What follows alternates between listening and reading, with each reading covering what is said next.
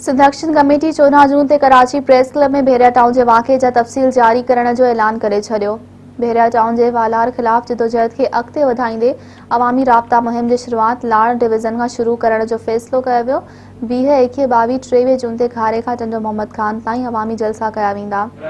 15 जून ते Sindh action committee की क़यादत गडल तौर ATC कोर्ट कराची में पेश थींदी। जामशोरे में सिंध एक्शन कमेटी जो सरबराही इजलास सिंध यूनाइटेड पार्टी के सदर सैयद जलाल महमूद शाह की सदारत में थी गुजरियो।